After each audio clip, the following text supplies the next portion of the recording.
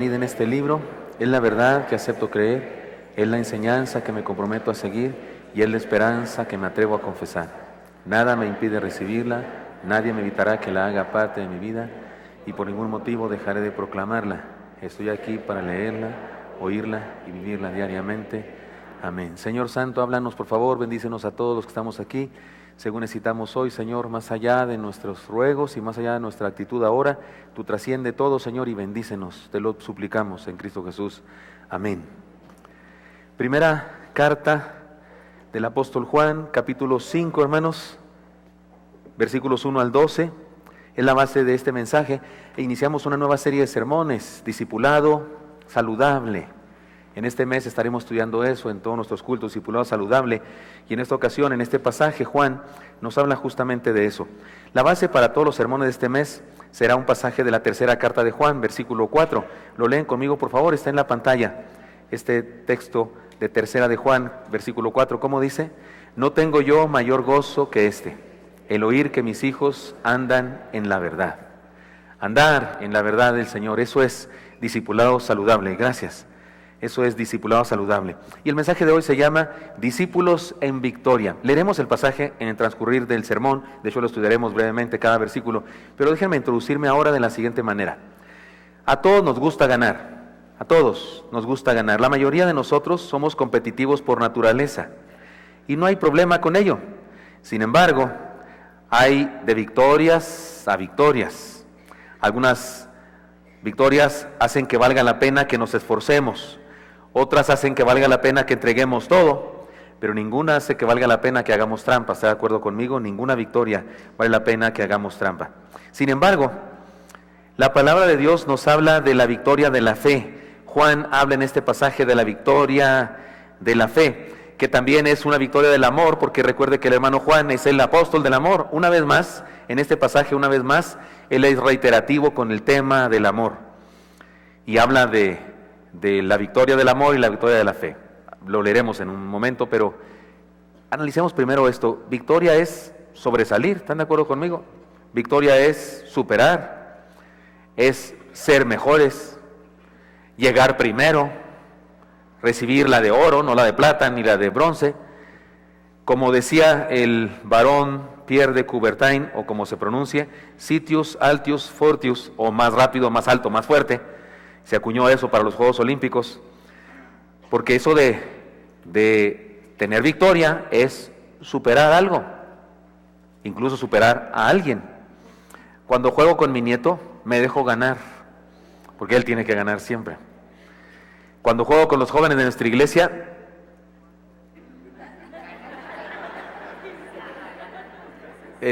sueño con que puedo ganar. Debo decirles que en el campamento pasado nos dieron una repasada. En el fútbol siempre nos ganan, pero en básquetbol regularmente ganábamos los adultos. Fíjese, porque he notado que los del DF no son tan futboleros, no son tan basquetbolistas, son más pamboleros, más futboleros. Y como hay 2, 3 consejeros y pastores que más o menos nos defendemos en el básquetbol y estamos un poquito altos, regularmente ganábamos, pero la vez pasada nos dieron una repasada. Todavía me duele, ¿se nota que me duele? Nos ganaron. Es que hay unos kilómetros parados, o sea, unos chamacos así, altos, flacos, estirados, que quién sabe qué comieron, y hay uno por ahí, anda uno por ahí, que hasta le dicen el Jordan, a Arodi, y el hijo del hermano Moy, David, y ¿cómo se llama? El hijo de Aldo, es uno de los kilómetros parados, y otros por ahí, flacos, altos, corriosos. ¿Se me nota el coraje que traigo contra ellos? No, no es cierto, pero nos ganaron, sí nos ganaron, 9-4, y no seguimos con un segundo tiempo porque ya para qué paren esa masacre, dijimos.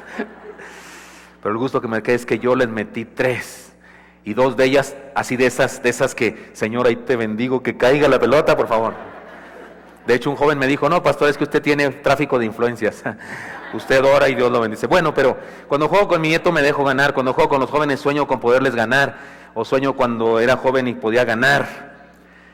Pero cuando se trata de la vida, no me conformo con la medalla de bronce ni la de plata. Yo quiero la de oro. Cuando se trata de vivir y de cualquier área de la vida, de ser esposo, de tener una familia, de ser papá, de ser pastor, quiero la de oro. No estoy dispuesto a conformarme con la de bronce ni la de plata. Y lo más maravilloso de este deseo es que la Biblia dice que es posible. Es más, la Biblia dice que en Cristo los cristianos somos más que ¿qué? Más que vencedores. Porque conformarme con ser un perdedor, si en la Biblia dice que puedo ser un triunfador. Leamos el pasaje que ahora nos ocupa y verá que encontramos aquí un desafío a la victoria, al discipulado en victoria. Vamos a hacer como hemos hecho últimamente, una especie de exégesis, leemos el pasaje y luego me dejan decir una breve enseñanza que en el pasaje está implícita. Versículo 1, léanlo conmigo por favor. Todo aquel que cree que Jesús es el Cristo es nacido de Dios, y todo aquel que ama al que engendró, ama también al que ha sido engendrado por él. Una vez más, la integridad del gran mandamiento. Juan pone junto el amar a Dios y amar al prójimo, punto. Está clarísimo. Juan, desde el versículo 1 de su carta, del capítulo 1, nos está hablando del amor y una vez más nos dice que esto va junto, amar a Dios y amar al prójimo, son cosas que están unidas. Versículo 2, que lo vuelve a repetir, lo repite una vez más, Juan habla de lo mismo otra vez, pero ahora con un dato más. Lean conmigo versículo 2, en esto conocemos que amamos a los hijos de Dios, cuando amamos a Dios y guardamos sus mandamientos. Es decir, que no hay amor sin obediencia, y la obediencia a Dios es el amor al prójimo, porque el que ama cumple la ley de Dios, ¿está claro? O sea, amar a Dios es obedecerlo, y obedecerlo es amar al prójimo, porque Él manda amar al prójimo, y amar al prójimo es cumplir toda la ley. Por eso dijo un teólogo de la antigüedad, ama y haz lo que quieras. ¿Por qué? Porque el que ama, pues no roba, porque si de veras amas, no mientes, no envidias, no odias, no haces daño a nadie, porque amas. Entonces el amor es el cumplimiento de toda la ley. Podríamos no tener los mandamientos de Dios, solo uno, ama y cumplimos todos los mandamientos. Eso dice Juan aquí. Lean conmigo ahora versículo 3, por favor. Pues este es el amor a Dios, que guardemos sus mandamientos, y sus mandamientos no son gravosos. Se ratifica lo que ha estado diciendo lo anterior, amar es obediencia a la ley de Dios, y si amamos a Dios, los mandamientos no son obligaciones difíciles. Encontré a uno de los comentaristas o dos de los comentaristas batallando mucho con esa idea de que los mandamientos de Dios no son gravosos. Y dije, ¿de qué batallan estos comentaristas? De verdad me sorprendió mucho que esos comentaristas, uno de ellos es favorito mío, discutiera tanto ese punto de que no son gravosos, cuando es tan sencillo.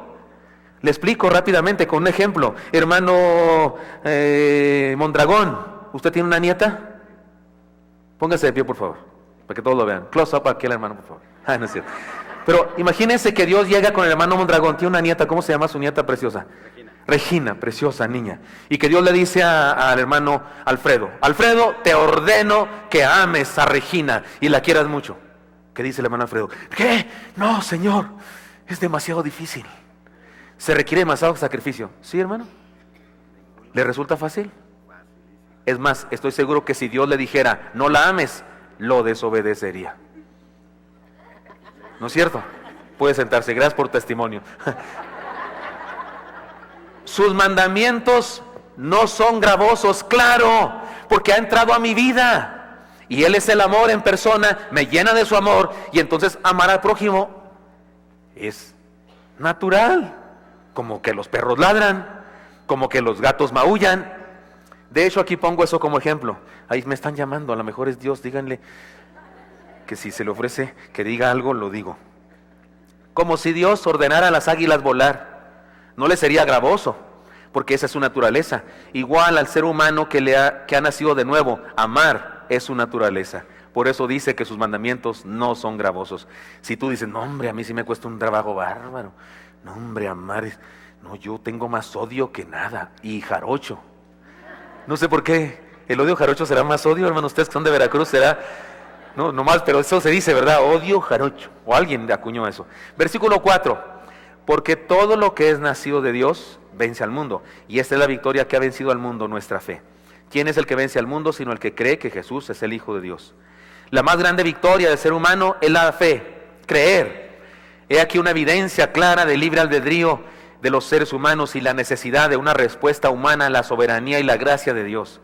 El Señor ha predestinado que si creemos en Cristo somos salvos, y ha hecho esa oferta, esa invitación a todos los seres humanos. Y creer es experimentar esa victoria. Número 6, versículo 6.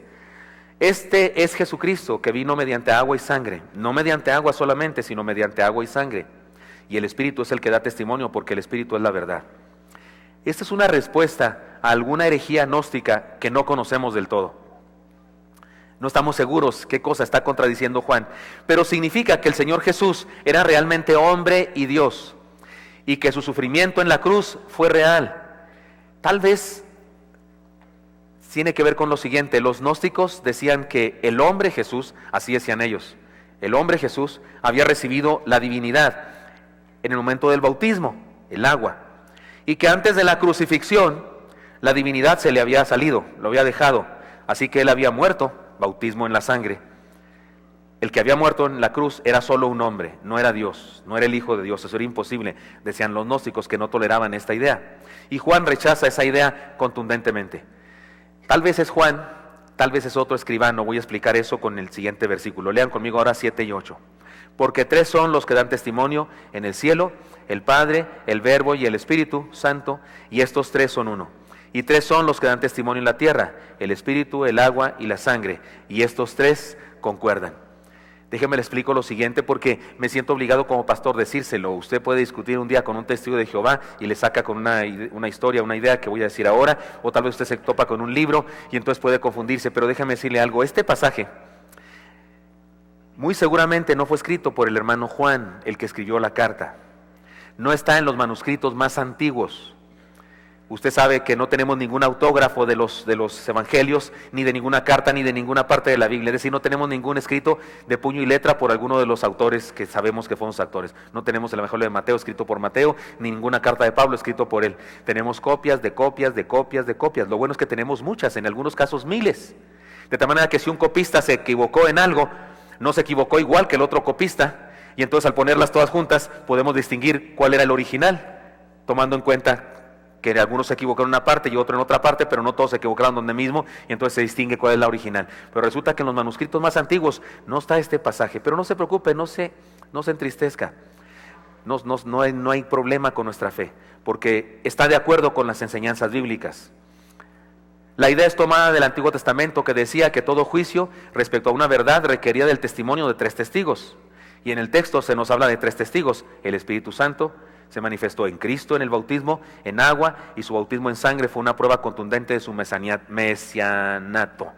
No hay duda de su identidad. Entonces, independientemente de que haya sido escrito puño y letra o no de Juan, este mensaje está en la Biblia. Aunque quitáramos este versículo, la Biblia dice eso. La Biblia habla de eso y no hay problema. Versículo 9.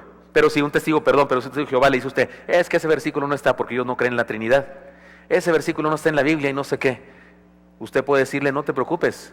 Es más, ni siquiera tiene usted que basarse en ese versículo para demostrarle que la Biblia sí habla de la Trinidad, porque hay muchos otros textos. El bautismo de Jesús, ahí está Jesús, el Hijo del Hombre, ahí está Dios hablando desde el cielo, y ahí está el Espíritu Santo descendiendo sobre Jesús como una paloma. ¿Recuerda eso? Hay muchos textos más, no solo este, así es que no se sienta usted en conflicto con esta idea. Versículo 9, léanlo conmigo por favor. Si recibimos el testimonio de los hombres, mayor es el testimonio de Dios, porque este es el testimonio con que Dios ha testificado acerca de su Hijo. El que cree en el Hijo de Dios tiene testimonio en sí mismo. El que no cree a Dios le ha hecho mentiroso, porque no ha creído en el testimonio que Dios ha dado acerca de su Hijo. La fe, es decir, creer en Dios y creerle a Dios, porque aquí dice creer a Dios, creerle a Dios respecto a su Hijo Jesucristo, es un acto de obediencia que honra a Dios. El acto de no creer es rechazar y acusar a Dios de mentiroso. Hay mucho más que decir, pero yo no quiero detenerme porque quiero ir a 2 enseñanzas muy importantes que me parece que son prácticas para nuestra vida. Versículo 11 y 12 para finalizar, léanlos conmigo. Y este es el testimonio que Dios nos ha dado, vida eterna, y esta vida está en su Hijo. El que tiene al Hijo tiene la vida. El que no tiene al Hijo de Dios no tiene la vida.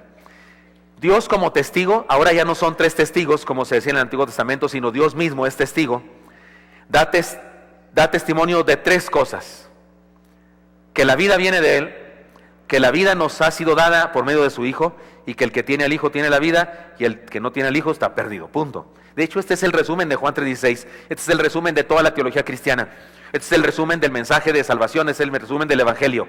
La vida viene de Dios, la vida nos ha sido dada por Dios a través de Jesucristo. El que tiene al Hijo tiene vida, el que no tiene al Hijo está perdido. En realidad son 4 cosas, pero la última la hacemos junta. El que tiene al Hijo tiene la vida, el que no lo tiene está perdido. En resumen, Juan sabe que los cristianos de su tiempo están enfrentando pruebas y dificultades. No solamente la persecución, que sabemos que venía por causa de los judíos, pero también por medio del Imperio Romano, sino las dificultades de confusión y distorsión de la fe. Había legalistas, los judaizantes, los que decían que los cristianos debían primero circuncidarse, cumplir la ley de Moisés, hacerse judíos y luego después hacerse cristianos, los judaizantes. Y por otro lado los gnósticos, filósofos griegos, que supuestamente se habían convertido al cristianismo y que habían mezclado la filosofía de aquella época con las ideas cristianas, con terminología cristiana, como hacen el día de hoy algunas personas. Es triste, pero algunas personas, algunas que vienen a la iglesia y que conocen el Evangelio de Jesucristo, pero de repente, no sé, yo en la universidad, en el trabajo, en algún lado, les venden ideas de la filosofía mundana y mezclan la filosofía con la fe, y aunque dicen creer en Cristo, en realidad creen un montón de cosas heréticas que se creen en el mundo. Así pasaba en aquella época y esto era una batalla en la iglesia. Es triste, pero una vez más se nos manifiesta que este problema apareció muy temprano en la historia de la iglesia. Ahora bien, ¿por qué Juan insiste tanto, igual que yo, en combatir la herejía? Le voy a decir por qué. Porque no solamente es grave que contradice la verdad de Dios, eso ya es grave de por sí. Una idea que contradice la verdad de Dios es grave, gravísimo. Pero hay algo más grave en términos prácticos todavía. ¿Sabe qué pasa con una herejía? Que incapacita al creyente para vivir, le confunde, le derrota y le impide cumplir con el propósito que Dios tiene para él. En estas fiestas religiosas que tuvimos recientemente, usted y yo hemos platicado con personas, ¿no es cierto? Que practican cosas, que se flagelan, que cargan cruces. Lo más triste es que viven vidas de fracaso. Conozco una persona que vive una vida familiar de fracaso. Su vida en lo individual está lo más lejos posible de Dios. Pero como cada año lleva a cabo ese ritual, cree que está del otro lado. Cree que está en paz con Dios porque cada año se flagela, carga una cosa con espinas y ya siente que ya está su nombre escrito con letras de oro. Y lo que no sabe es que está perdido en serio. De hecho, causarse daño a sí mismo es un desprecio a lo que Jesús hizo en la cruz, porque Él permitió que le causaran daño y sufrió para que usted y yo no sufriéramos.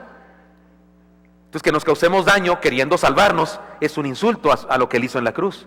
Pero hay personas que en su distorsión doctrinal creen que eso está bien y entonces se les incapacita para vivir, se les confunde, se les derrota y se les impide cumplir el propósito que Dios tiene para ellos. Y no solamente con doctrinas ajenas a nuestra congregación, también con algunas doctrinas que de repente andan por ahí en el pensamiento de algunos evangélicos. Por eso es necesario defendernos y luchar para vencer. Y no hace falta mucho, solo hace falta dejar a Dios que nos transforme y nos convierta en vencedores.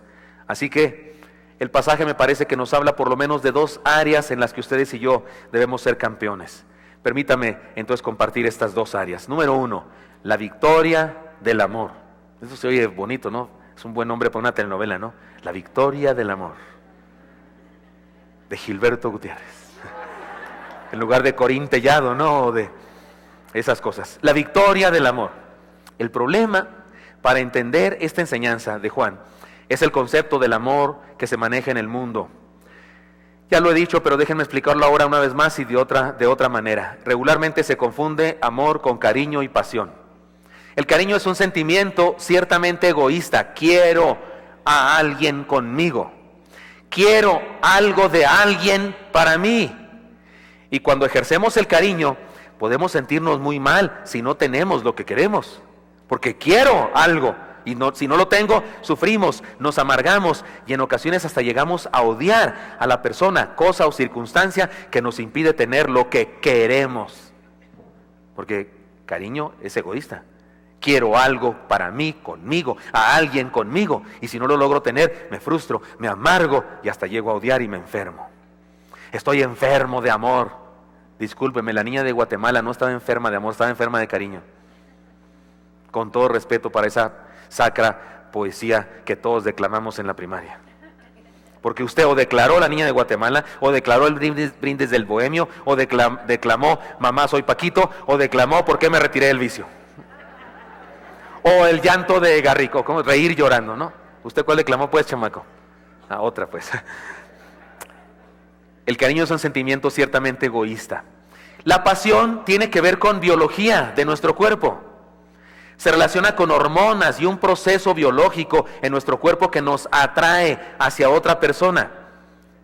De la misma manera que en el caso del cariño, si no conseguimos lo que se nos antoja, porque la pasión es un antojo del cuerpo, entonces experimentamos una tremenda insatisfacción que nos puede llevar a la depresión, el coraje y algunas veces hasta la enfermedad emocional.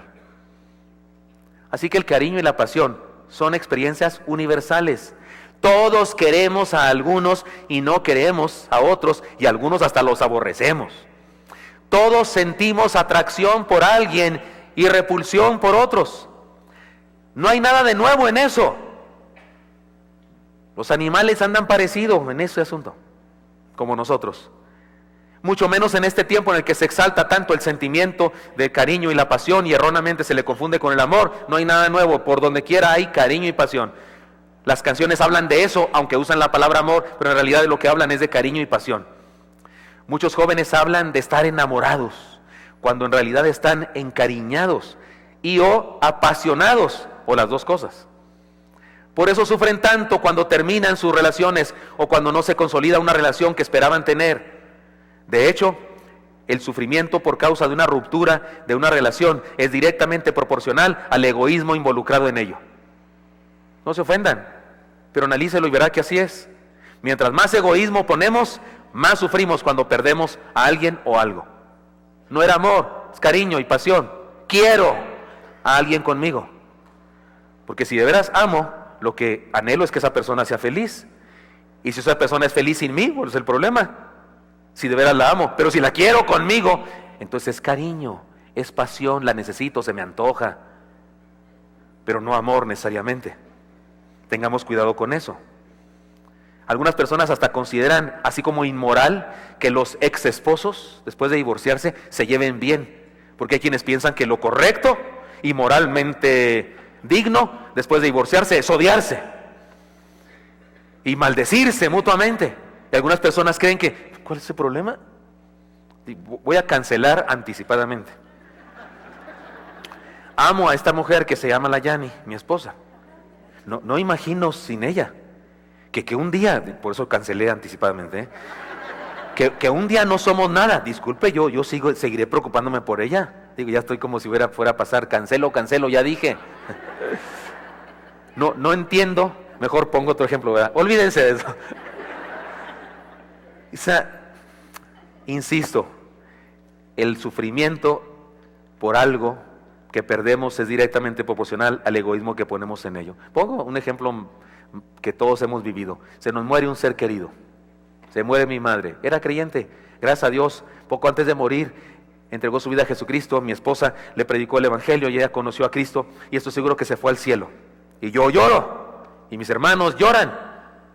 ¿Por qué lloramos? Está en el cielo. En la tierra estaba ciega por la diabetes. De ahí me viene la diabetes a mí. Qué herencia tan linda, ¿no? Yo hubiera preferido un terreno, un dinero, algo así, un coche. Pero gracias, mamita. No nos escucha. Y estoy bromeando, ya lo saben. Pero está en el cielo. Ahora sí ve. No se cuidaba ella. Y cuando le decíamos, cuídese, no coma eso. Mejor me muero. Si no puedo comer esto, mejor me muero. Y se murió. Pero está en el cielo ahora porque creyó en Cristo. Entonces, ¿por qué lloro? Por egoísta. Perdóneme, porque egoísta, porque la quiero conmigo. La quiero aquí aunque esté ciega y sufriendo y padeciendo y con esas cosas que le hacíamos, ¿cómo se llama? Que le metíamos cosas, la diálisis, inyecciones de insulina y demás. Yo le prefiero que esté aquí sufriendo, pero conmigo, a que esté en el cielo disfrutando de la vida eterna. ¿Qué es eso? ¿Amor? No, es egoísmo. Es cariño, pasión de hijo. ¿Me hace sufrir? Sí, el cariño y la pasión nos hace sufrir cuando perdemos a alguien. El amor no. El amor es otra cosa.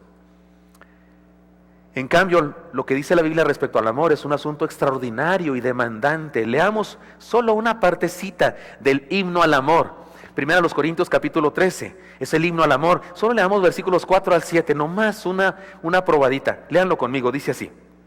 El amor es sufrido, es benigno, el amor no tiene envidia, el amor no es jactancioso, no se envanece, no hace nada indebido, no busca lo suyo, no se irrita, no guarda rencor, no se goza de la injusticia, mas se goza de la verdad, todo lo sufre, todo lo cree, todo lo espera, todo lo soporta.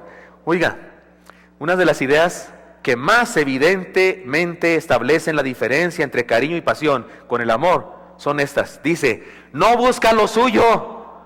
Perdóneme, la pasión busca lo suyo. El cariño busca lo suyo. Pero el amor no busca lo suyo, busca lo del otro. No se irrita, no guarda rencor. Estos son rasgos del amor que no tienen nada que ver con esos celos posesivos típicos de algunas relaciones. No tiene nada que ver con esos pleitos por tener la razón de algunos matrimonios o noviazgos, y mucho menos tiene que ver con el odio y el distanciamiento durante días y en ocasiones eterno entre esposos o entre novios después de una relación quebrantada. Se amaban y ahora resulta que se odian. Que no me vengan con que se amaban, se querían, se gustaban, se antojaban, era todo lo que había. Así que Juan, una vez más, nos habla del amor como evidencia de la fe, como testimonio de nuestra relación con Dios, y ahora como señal de victoria. Nos desafía a la victoria del amor. No se refiere ni al cariño ni a la pasión, ya dije, se refiere al amor que el Señor Jesús nos enseñó y que nos modeló, es decir, nos dio ejemplo de Él. Por favor, hagan conmigo estas declaraciones con respecto a la victoria del amor que van a aparecer en la pantalla. Lean conmigo la primera. Amar es una victoria porque significa vencer a nuestro propio egoísmo. Somos egoístas por naturaleza, queremos, somos buenos para querer, queremos. Se nos antojan cosas, somos buenos para eso, nos funciona bien el organismo y se nos antojan cosas. Pero amar va contrario a la naturaleza humana. Viene de Dios, el amor viene de naturaleza divina. Amar es una victoria porque significa vencer nuestro propio egoísmo. Lean conmigo la segunda. Amar es una victoria porque significa ser diferente, ser original, vivir a contracorriente. Cualquier balagardo quiere y se apasiona. ¿Se entiende balagardo? ¿No es grosería? Cualquier patán, cualquier mequetrefe quiere y tiene pasión. Pero amar es exclusivo de gente exclusiva, de los hijos de Dios, de los que conocen a Dios y su amor, de los que obedecen amor amando al prójimo. Y eso los hace diferentes, raros, curiosos, cisnes en un mundo de patos. Por eso creen que son patos feos, pero no son patos feos, son cisnes. Leen conmigo la tercera, por favor. Amar es una victoria porque significa haber sido transformado por la gracia de Dios. Cuando usted y yo amamos, no somos nosotros, no es nuestra naturaleza. Cuando amamos es Dios obrando en nosotros. Es la naturaleza de Dios obrando en nosotros. No somos tan lindos, es Dios obrando en nosotros, y por eso es una victoria, porque hemos sido transformados por Dios. Lean conmigo la que sigue, por favor. Amar es una victoria porque significa ser hijo del que es el amor en persona. ¿Hijo de tigre? Él es amor. ¿Y cómo son sus hijos? Amorosos, son amor. Amar es una victoria porque significa ser hijo del que es el amor en persona. No es malo querer, hermanos, y ciertamente es bueno experimentar la pasión que Dios nos ha dado con la persona adecuada. Yo le digo a algunos matrimonios que llegan a mi oficina, ¿sabe qué tarea les doy? Yo les digo 4 verbos, son importantes a unos que vienen a mi oficina con problemas matrimoniales. El verbo saber, deben saber que hay un problema. La mayoría lo sabe, por eso fueron. El verbo querer, resolverlo. La mayoría quiere, por eso fueron. Pero deben aplicar 2 verbos más. El verbo creer. Deben creer que hay remedio. Deben tener fe que hay remedio. Y el verbo hacer. Y el verbo hacer es la terapia, los consejos que les doy. Y a muchos, pues vayan y háganse el amor el uno al otro y sean felices. Apasionense. Es bueno querer. Y ciertamente es bueno experimentar la pasión de Dios que Dios nos ha dado con la persona adecuada. Pero deberíamos atrevernos a amar, que es algo más alto que eso, más significativo que eso. De hecho, en el matrimonio, si no hay amor, las otras 2 cosas también desaparecen. Odiar es señal de haber sido derrotados. El aborrecimiento es evidencia de ser un perdedor. La indiferencia con intención de venganza es testimonio de debilidad. Vivamos la victoria del amor, porque amar es ser un ganador.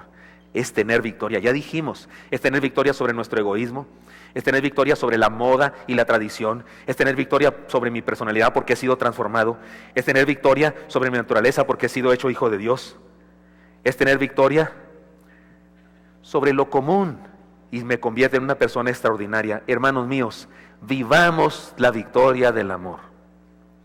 Segunda enseñanza, la victoria de la fe. El versículo 4 es uno de los más hermosos pasajes de la Escritura. Dígame si no, léanlo conmigo por favor. Lo ponemos en la pantalla, léanlo conmigo. ¿Cómo dice? Porque todo lo que es nacido de Dios vence al mundo. Y esta es la victoria que ha vencido al mundo, nuestra fe. ¿No es hermoso este pasaje? Debemos saberlo de memoria este pasaje. Ya lo hemos leído antes porque lo puse como lema de los sermones anteriores sobre la fe saludable. Pero aquí lo decía Juan desde antes. Para interpretarlo bien, porque dice la victoria de la fe, necesitamos ir al libro que habla de la fe, que define la fe de una manera extraordinaria. Hebreos capítulo 11, versículo 1, pero no solo ese versículo 1, sino todo el capítulo 11, incluso llegando al capítulo 12 donde concluye. Digan conmigo el versículo 11 de Hebreos 11, por favor, versículo 1 de Hebreos 11, por favor. Es pues la fe, la certeza de lo que se espera, la convicción de lo que no se ve. Analicémoslo en dos partes. Dice lo primero, es pues la fe, la certeza de lo que se espera. Se trata de algo que aún no tenemos, lo esperamos, pero lo esperamos con seguridad. Y luego dice la convicción de lo que no se ve. Se trata de una experiencia racional, no una experiencia de sentidos físicos, empírica. No lo podemos ver, no lo podemos palpar físicamente, pero estamos convencidos con una convicción racional de que vendrá respecto a algo que no podemos ver todavía. Pero después de que nos dice eso, después la fe, la certeza de lo que espera, la convicción de lo que no se ve, se agarra el autor o la autora de la carta a los Hebreos capítulo 11 a decirnos cómo se ejerce la fe. Y comienza a decirnos, por la fe Abel hizo esto, por la fe Enoc hizo esto, por la fe Abraham hizo esto. Y se agarra a todos los patriarcas y sigue. Es más, culmina diciendo, ¿y qué más diría yo si me faltara tiempo para decir de Jefté, de Gedeón, de Ra? Y se agarra un montón de nombres. Y nos dice cómo estos hombres y mujeres ejercieron la fe y recibieron bendiciones de Dios. Y usted y yo sabemos, y si no sabía, sépalo, la Biblia no fue escrita por sus autores originales, dividida en capítulos y versículos. No, eso es un instrumento que se le puso mucho tiempo después, muchos siglos después. Se puso así en capítulos y versículos para que lo pudiéramos estudiar. Pero los escritores sagrados escribieron de corrido, como cuando usted escribe una carta. ¿A poco le pone usted capítulos y versículos a su carta? Así tampoco ellos. Así es que no hay división entre capítulo 11 y capítulo 12. Y sigue hablando. Primero dice, después la fe, la certeza de lo que se espera, la convicción de lo que no se ve. Y déjenme les pongo ejemplos. Por la fe Abel, por la fe Noé, por la fe Enoc, por la fe, y se agarra a todos. Y vayamos al capítulo 12, que es continuación. Y vean cómo dice versículos 1 y 2 del capítulo 12, lo leen conmigo por favor. Por tanto, nosotros también, teniendo en derredor nuestro tan grande nube de testigos, despojémonos de todo el peso y del pecado que nos asedia y corramos con paciencia la carrera que tenemos por delante. Detengámonos ahí. Nos dijo que es la fe, la certeza de lo que se espera, la convicción de lo que no se ve. Nos dijo ejemplos de personas que ejercen la fe y ahora nos dice, ejerzamos la fe así también nosotros. Pero para que nos quede clarísimo, no haya confusión, mire lo que dice el versículo 2. Hebreos 11:1, no debería ser entendido sin Hebreos 12:2. Lean conmigo el versículo 2. Puestos los ojos en Jesús, el autor y consumador de la fe, el cual por el gozo puesto delante de él sufrió la cruz, menospreciando el oprobio, y se sentó a la diestra del trono de Dios. Cuidado, hermanos míos, póngame eso. Cuidado, no estamos hablando de autoestima, no estoy hablando de confianza en uno mismo, ni de pensamiento positivo, ni del secreto, ni de declaraciones, ni de la confesión positiva, ni de autosugestión. ¿Cómo se llama esa ciencia? Llaman. Ahorita me acuerdo. No estoy hablando de eso que no sabemos qué es.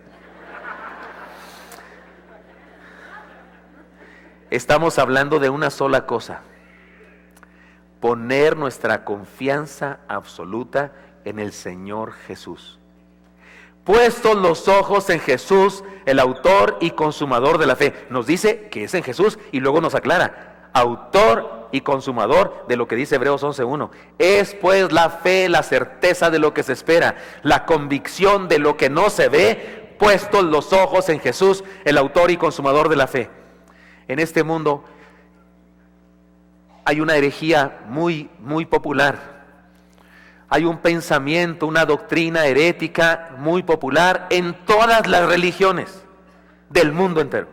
Entre los ateos, entre los que no creen en Dios, también.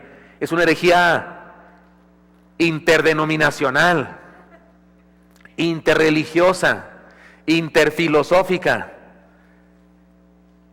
La mayoría de la gente tiene una superstición que confunde con la fe. Usan la palabra fe para muchas cosas. Usted y yo decimos que le tenemos mucha fe a un doctor. No, a ese doctor yo le tengo mucha fe. Es más, cuando lo veo, me alivio. Ni me tomo la medicina todavía y ya me alivié. O, pastor, mire este tecito, yo le tengo mucha fe a este té, pastor. Tómese este té, le tengo mucha fe. Esta pomada, úntesela, pastora, así que se la ponga la pastora. Yo le tengo mucha fe a esta pomada. ¿No es cierto? Oiga, no hay problema con eso, no hay problema. Pero no es esa la fe a la que habla la Biblia, ¿no? Perdóneme, de eso no habla la Biblia. Cuando dice nuestra victoria es la fe, no se refiere a esa. Y la multicitada frase, tener fe en uno mismo. Analicemos eso, por favor, a la luz de los preceptos bíblicos. Porque usted dice, pastor, no hay que tener fe en uno mismo. No creo que sea pecado tener fe en uno mismo. Pero no es esa la fe de la que habla Juan cuando dice que tenemos victoria. No. No es esa la fe que nos salva. No. Muchos que tienen fe en sí mismos también se van a ir al infierno. Muchos que están en el infierno tenían fe en sí mismos. Mire, dice la palabra de Dios, maldito el hombre que confía ¿en quién, hermanos? En el hombre. Y usted me dice, pastor, tenga fe en sí mismo. Y yo soy hombre. ¿Y qué es el que confía en el hombre? Sacarrácatelas. ¿Estoy hablando claro? Si ese es el problema, que yo no confío en mí mismo, no sé usted, pero yo en mí mismo no confío. La Biblia dice que mi corazón es engañoso y perverso. ¿No dice eso la Biblia? Engañoso es el corazón más que todas las cosas y perverso. Así es mi corazón me confunde. Mi corazón de repente quiere cosas que están en contra de la voluntad de Dios. Por eso confiar en mí mismo, discúlpeme, me está dando una maldición. Confío en Dios, que me guía, que me sostiene, que me cuida. Pero la frase se oye padrísima, confía en ti mismo, ¿no? Padrísima. Los motivadores profesionales en las empresas que dan conferencias lo dicen, y a usted le parece, ahora mismo le está costando trabajo creerme que no es una buena frase. Pero si la he oído 1000 veces, si me la decía a mi papá, si yo se la digo a mis hijos. Por eso dije anticipadamente que se trata de una herejía súper popular, súper recontra ultra, de que mega muy popular en el mundo entero. La gente tiene fe en algo que no es Dios. No hay mayor problema con esto de tener fe en un doctor, en un té, no es pecado, pero esa no es la fe de la que habla la Biblia. A todo eso lo podemos llamar experiencia. Yo tomo un medicamento, una pomada, un algo, y mi experiencia es que si ayuda, bueno, tengo fe en esa cosa que me puede ayudar otra vez en esta ocasión. Experiencia, conocimiento empírico, autoconfianza, ánimo, seguridad personal. Pero cuando alguien cree que porque tiene fe, las cosas van a suceder, entonces está fundando su fe en sí misma. Es decir, cree que porque cree, las cosas van a pasar. Voy a explicar más eso. Y eso deja de ser algo bueno y se convierte en superstición y en esta herejía. Le explico. Es entonces cuando algunos nos regañan, si decimos expresiones como esta, usted y yo vamos a algún lugar y decimos, ay, vamos a perder, o decimos, no voy a poder. ¿Qué te dice? No digas eso, cabezón, no digas eso, porque si lo dices, así será. ¿Te han dicho eso alguna vez? No lo digas, cancela. Por eso yo ando cancelando también acá, anticipadamente. No lo digas, cancela. Y le atribuyen un poder a las palabras que definitivamente no tienen las palabras. Por supuesto que sería mejor cuando entras a un partido decir que vas a ganar, si es mejor eso. En lugar que decir voy a perder, pues se le van a dar una porreada. Pero creer que porque dices algo y que porque crees algo, ese algo va a suceder, es una creencia apartada de razón, de acuerdo con la Biblia. Nuestras palabras no tienen poder. nuestras creencias no tienen poder. La fe o se pone en Jesús, el autor y consumador de la fe, o no es fe que salva. Les doy un ejemplo, una serie de ejemplos que espero que sean contundentes. Pedro dijo que jamás negaría al Señor y lo negó.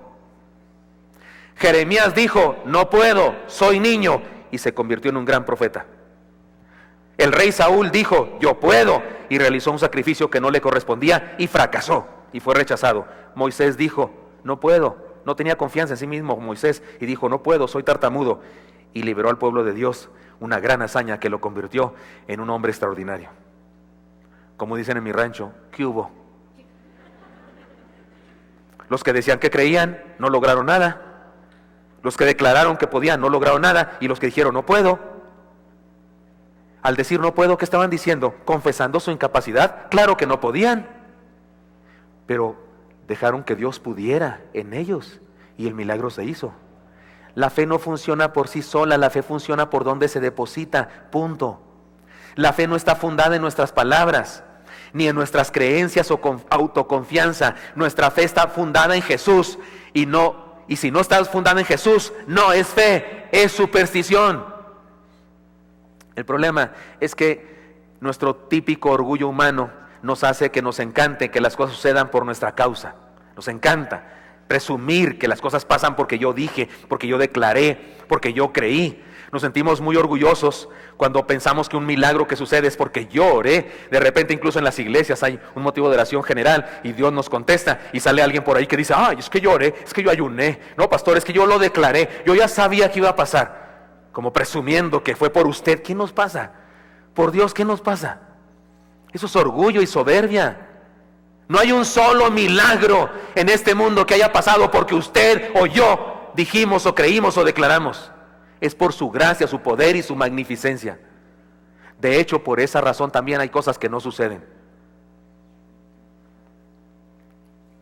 ¿Se sanó Pablo de su aguijón en la carne? ¿Por qué no declaró?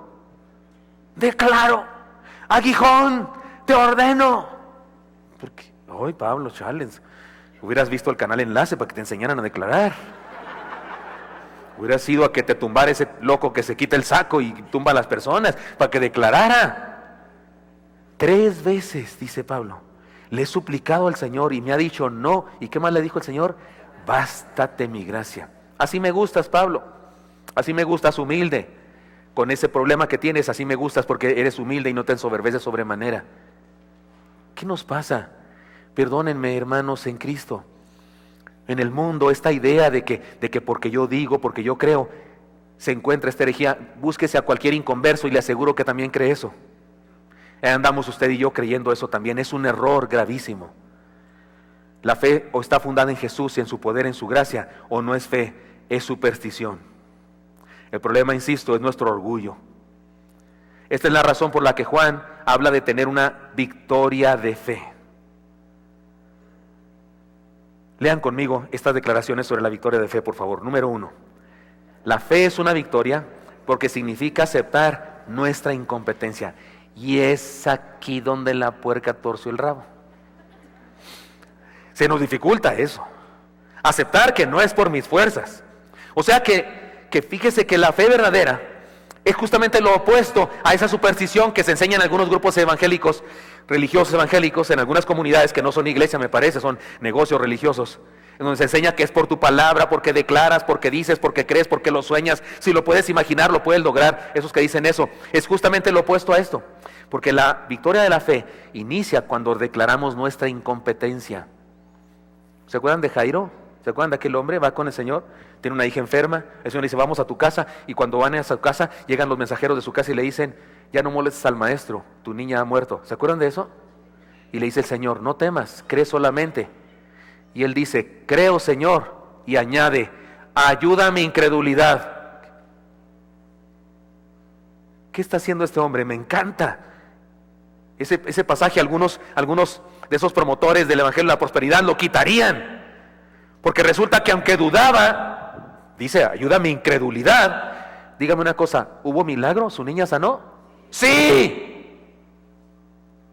Porque no sana por la fe de las personas, sana por el poder de Dios. Así es que una pizcacha de fe, una fe atrofiada por la vida, por los golpes de la vida, pero puesta en el lugar correcto, es posibilidad de un milagro realizado por Dios. Ya lo he dicho. Algunas personas hasta dicen que Jesús dijo, si tuvieras la fe del tamaño de un grano de mostaza. Él nunca dijo eso. Jesús nunca dijo eso. Jamás. Lea la Biblia, verá. Él nunca dijo, si tuvieras la fe del tamaño de un grano de mostaza, dirías, este monte, pásate aquí. Él no dijo eso. Él dijo, si tuvieras la fe como un grano de mostaza. Nunca dijo del tamaño de, jamás dijo eso. Y la gran diferencia entre decir del tamaño y cómo es lo que se hace con esa semilla. No dijo que tenías la fe grande, chica, mediana. ¿De qué tamaño es tu fe? ¿Cuántos kilos pesa tu fe, hermano? ¿Se mide en metros o en qué se medirá? ¿En atmósferas? ¿O en litros? Él no habló de tamaño. No importó el tamaño. Dijo, ¿cómo le hacemos con esa fe? Y la comparó con un grano de mostaza. ¿Y qué es un grano de mostaza? Una semilla. ¿Y qué es una semilla en la mano? Nada. Posibilidades. ¿Qué sucede si tienes la semilla en la mano? Nada. ¿Qué sucede si la tienes guardada en un cajón? Nada. Pero ¿qué sucede cuando la tomas y cavas un hoyo y la pones? Un milagro, una hortaliza del tamaño de un árbol. ¿Qué está diciendo Jesús? No importa el tamaño, perdónenme esta palabra, de tu miserable fe, pero si la pones en mí, entonces tienes vida eterna y grandes bendiciones que puedo darte. Pero resulta que en el mundo se enseña que la clave es creer. La clave es la acción de creer. Y andamos presumiendo que mientras más fe tenemos, más grandes somos. Y eso es un error. No importa cuántas toneladas de fe tengas, si las tienes puestas en ti mismo, en tus fuerzas, en tu capacidad de creer, en tu capacidad de declarar, discúlpame, pero tu fe no sirve.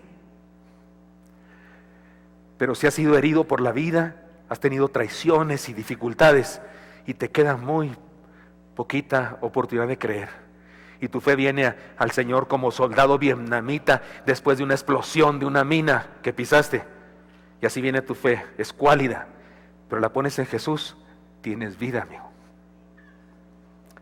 Tienes vida eterna. Y como en la vida de Jairo, Dios puede hacer milagros en tu hijo, en tu hija, si vienes a Dios y depositas tu escuálida fe en Él. No es cuestión de tamaño, es cuestión de dónde se pone. Pero en el mundo se nos enseña esa herejía. Los ateos enseñan esa herejía, de que es cuestión de tener fe, de concentrarse, concentrancia, tener fe, imaginar cosas y no sé qué. La fe es una victoria, porque significa reconocer nuestra incompetencia. Segunda cosa, no la hemos leído, ¿verdad? La fe es una victoria porque significa reconocer la soberanía y el poder de Dios. Su soberanía, Él decide, Él sabe. Yo le pido, le suplico, y Él sabe si lo hace o no lo hace. No le exijo, no le demando, solo deposito mi confianza en Él. Y espero en la respuesta de su soberanía. Número 3, léanlo conmigo por favor. La fe es una victoria porque significa salir de la tradición mundana y creer en Él, no en nosotros, ni en nuestras expresiones religiosas. Porque insisto, en los grupos evangélicos hay gente que cree en su expresión religiosa, creen en sus rituales. Hay gente que cree en el ayuno, cree que porque ayuna ya Dios está obligado a contestarnos. Lo he explicado. Cada vez que celebramos nuestro ayuno anual como iglesia, lo explico. No vamos a dejar de comer para convencer a Dios de cosas. No, vamos a orar con tal intensidad que si no queremos usar tiempo en comer, pues no lo usamos. No es sacrificio, no, Señor. Es oración intensa, tanto que no vamos a tener tiempo para comer. Ese es el ayuno verdadero. El ayuno no es causa, es consecuencia.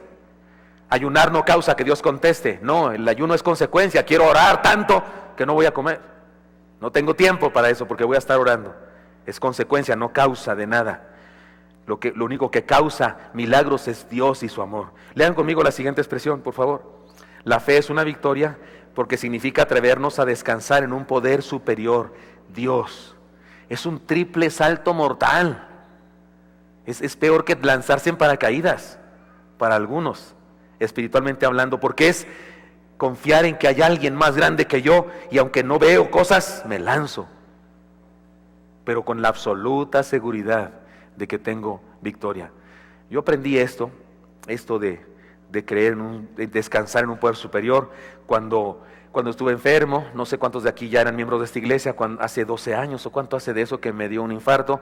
Estuve internado durante 4 meses, me parece, 4 meses o 3 meses, 4 meses, no prediqué, no nos reuníamos aquí, nos reuníamos solamente en el templo allá en Plutarco, y además de todo, por haber estado tanto tiempo hospitalizado y lo que me hacían los médicos y demás, me produjeron un problema en una hernia hiatal, y eso me produjo un problema en mis cuerdas vocales, y me salió un pólipo peligroso, porque decían que era como una pera así de boxeador que colgaba, que si yo hablaba y se acomodaba de una manera determinada me asfixiaba.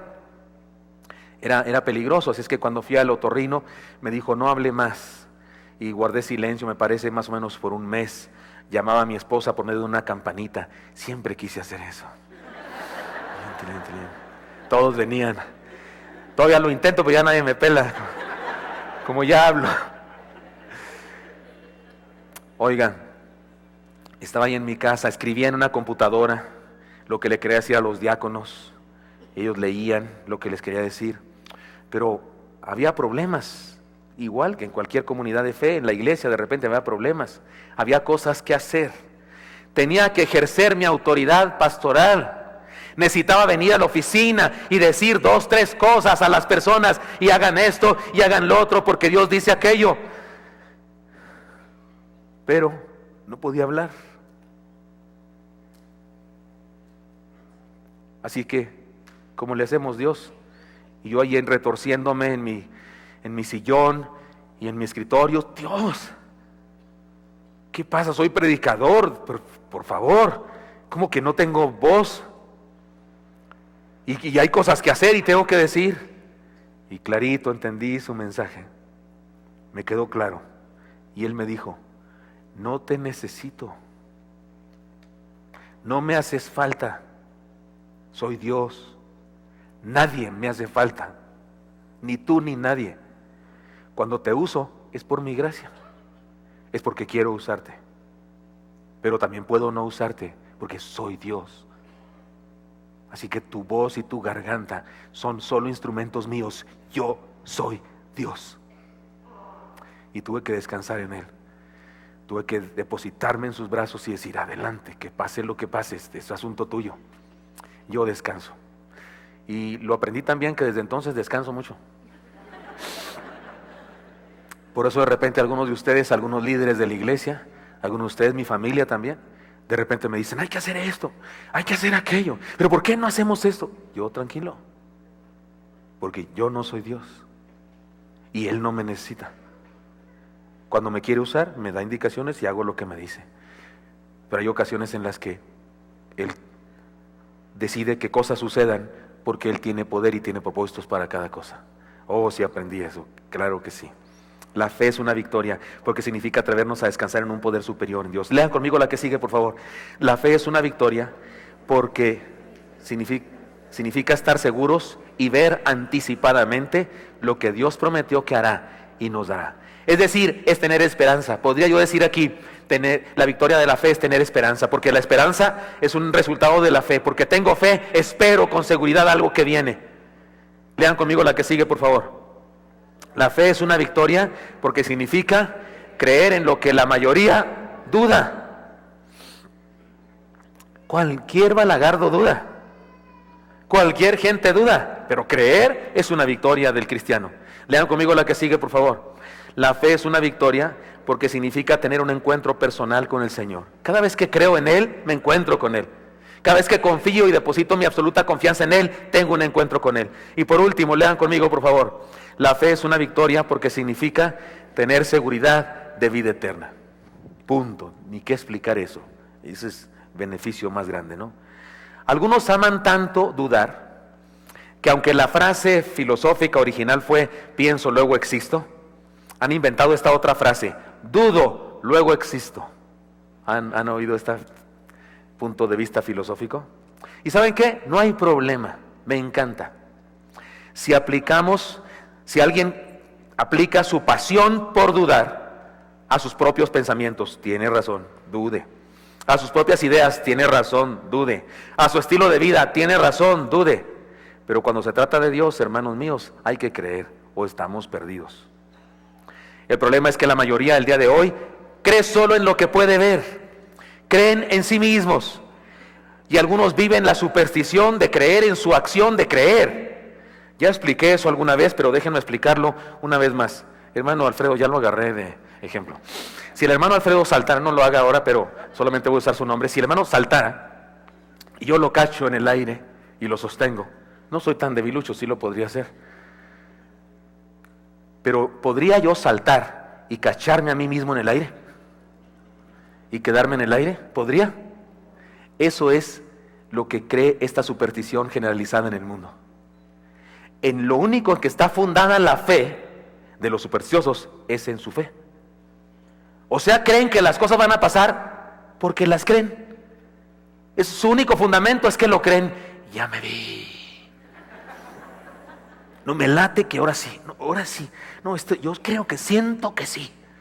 ¿Y en qué te basas en eso? No, sí lo siento. ¿Saben en qué se basa su seguridad? En su seguridad. O sea, es como cacharte en el aire. Pues no es nada. Te caes.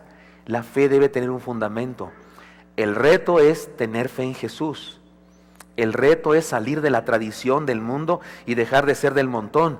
Por eso Juan le llama victoria a este asunto. Vivamos la victoria de la fe. Muy bien.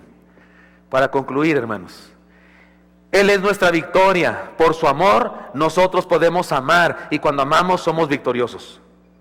Por quien Él es, nosotros tenemos fe y al tener fe tenemos victoria. Quiero presentarles, para no contar ninguna historia, quiero que un video nos lo diga. Quiero presentarles un video que me late que es muy conocido para la mayoría de ustedes, pero sé que algunos de ustedes no ven mucho el internet, pero es un video precioso que ilustra de una manera muy clara lo pequeño que es nuestra fe, lo insignificante ante la grandeza de Dios que es nuestra acción de creer en Él, pero lo grandioso que es el resultado por la grandeza de nuestro Dios. Veamos esta breve historia. Adelante.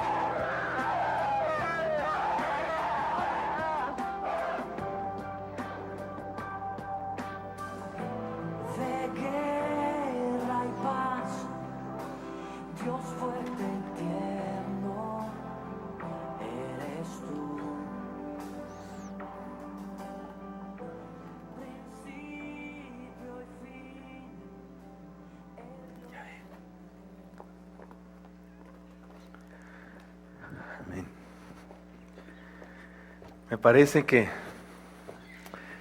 este famoso video describe perfectamente la fe. Se trata de algo que hacemos nosotros. La fe es algo que hacemos nosotros. Creemos. Pero es demasiado pequeño. Pero se trata de algo que hacemos fundados en quien es Él y lo que puede hacer Él, y entonces se convierte en algo gigante.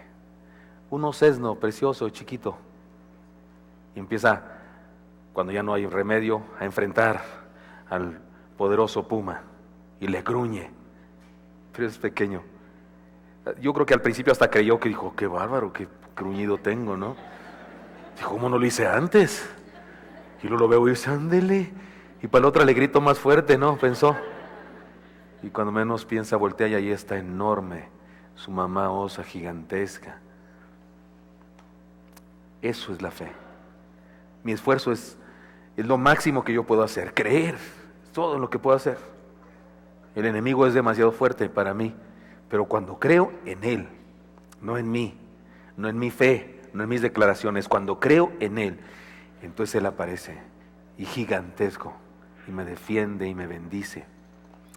Creo que de eso se trata la victoria del amor y la victoria de la fe.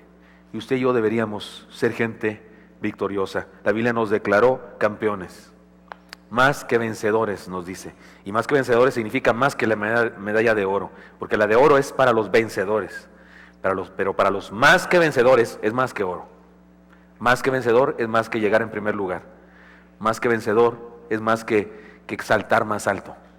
Y el texto no dice son vencedores, dice son más que vencedores. Y me late que tiene que ver con esto, con la victoria del amor y la victoria de la fe. Y usted y yo deberíamos vivir de esa manera. Señor Santo, te doy gracias porque me das permiso hablar con mis hermanos, compartir esta palabra que te pido, Dios, que bendiga nuestras vidas, nos transforme un poco más y nos permita vivir la victoria del amor, la victoria de la fe. Sigan orando mis hermanos, y tal vez algunos de nosotros queremos decir al Señor, Señor, dame amor. Quiero vivir ese amor que tú me modelaste. Creo que de repente he sufrido mucho porque solamente me relaciono en el nivel de cariño y el nivel de la pasión. Por eso de repente también aborrezco, odio y sufro desilusiones, traiciones, insatisfacción. Pero ahora quiero, Señor, vivir como tú viviste, amando a otras personas.